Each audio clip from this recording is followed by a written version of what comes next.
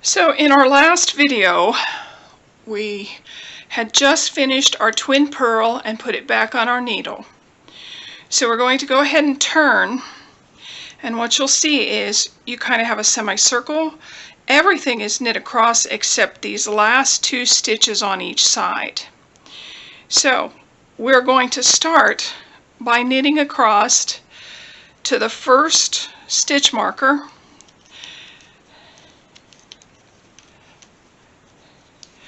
We will slip that stitch marker to the right hand needle and knit to the second stitch marker. Once we get to that second stitch marker, you can actually just take that off.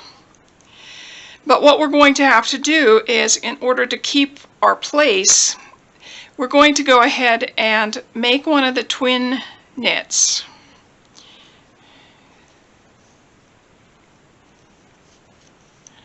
Okay, so in essence, that now becomes our stitch marker for the next stitch that we're going to get ready to do. So we're going to turn it, and we're going to purl clear back to the stitch marker that's left on our needles.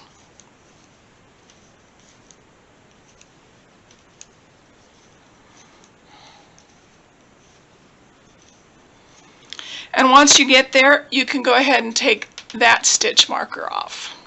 Now again, we're going to do a twin pearl, slide it back,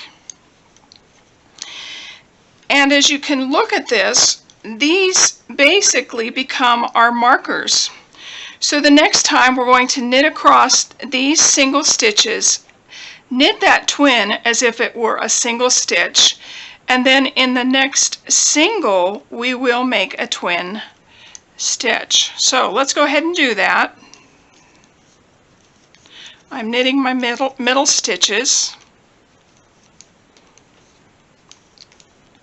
I've come to my twin stitch, so I'm going to knit that as if it's one stitch, and the very next stitch I will create my twin knit stitch.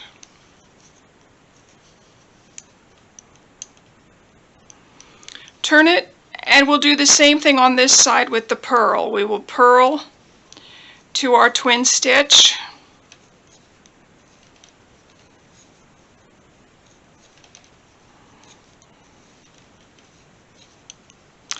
and once we get there, we're going to knit that twin stitch as if it's a single stitch, and then create our twin pearl.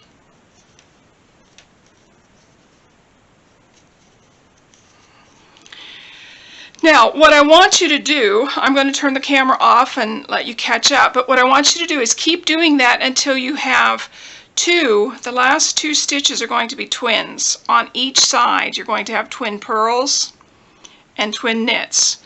So, I'll be back in a little bit to help you with the next part.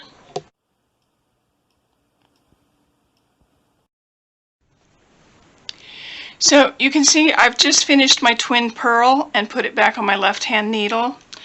I'm going to turn my work and show you that I have two twin stitches on each side. There's the first one, the second one.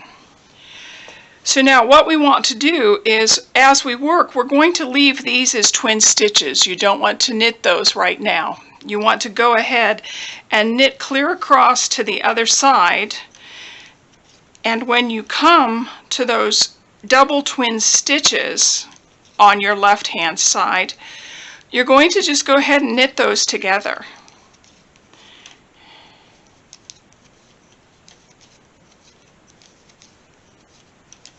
So there's my twin stitches. I'm going to knit them together, knit the second one together, and basically that is our heel. Our heel is complete. Now don't worry about these double stitches. You will catch them on the next round when you knit. So what you're going to do now is you're going to start knitting around your sock. I would suggest that you pull these, when you get ready to knit your next stitch, that you pull these just a little bit tight. Otherwise, you will find These were my first pair, and you will find that you're going to have a hole where those join, where the heel joins back into the sock to knit around. In subsequent socks, I kind of finessed that, and now I don't have holes on those joins. But what I would suggest is when you do this one, you tighten it. When you come around to the other side and you get ready to knit these together going around the sock, you'll come back, you'll knit these as one stitch. Again, tug your yarn just a little bit to tighten it. You'll knit these two as single stitches, and then you're ready to do your heel, whether you're going to do a fancy heel or I'm sorry, your cuff. And whether you're going to do a fancy cuff or just a ribbing cuff, that's fine. You will want to knit around for about a ½ inch once you get them joined into the cuff of your sock. I hope these have helped you. Thanks for joining me, and I'll see you for another series of knits another time.